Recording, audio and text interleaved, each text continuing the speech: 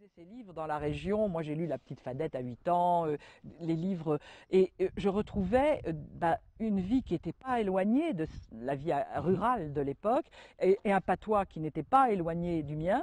Et donc, tout ça. Et après, quand j'ai découvert sa vie, je me suis dit, mais c'est la vie que j'aimerais avoir. C'est la maison que j'aimerais avoir. Et puis avoir à la fois se réaliser dans une œuvre artistique, mais en même temps avoir des enfants, mais en même temps avoir une vie amoureuse, mais en même temps avoir une grande maison ouverte aux amis, mais en pleine campagne, des grandes tablées, et puis la nuit passée à écrire. Et ça a été, oui, ça m'a fait rêver.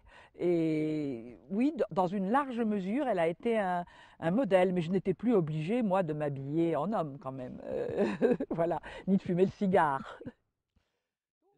Et c'est une femme de bon sens et qui dit quelque chose au départ qui est fondamental.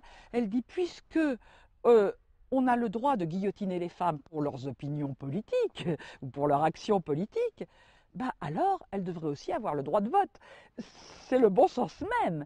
C'est inouï qu'on ait trouvé ça choquant à l'époque et que la malheureuse, non seulement elle n'a pas obtenu le droit de vote pour les femmes et sa déclaration des droits de la femme a été complètement estompée, mais elle a fini guillotinée, ce qui est quand même extraordinaire, alors que je trouve, mais alors je ne sais pas où est le corps d'Olympe de Gouges, je suppose qu'il a été dans une fosse commune comme c'était souvent l'usage, parce que voilà une femme que j'aimais très bien au Panthéon.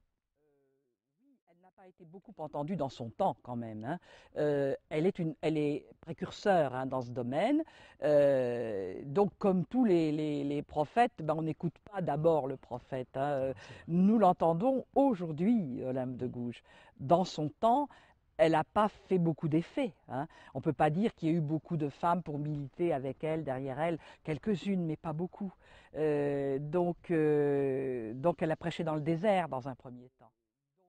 Sur le plan des droits théoriques, on est arrivé tout de même à une bien meilleure égalité.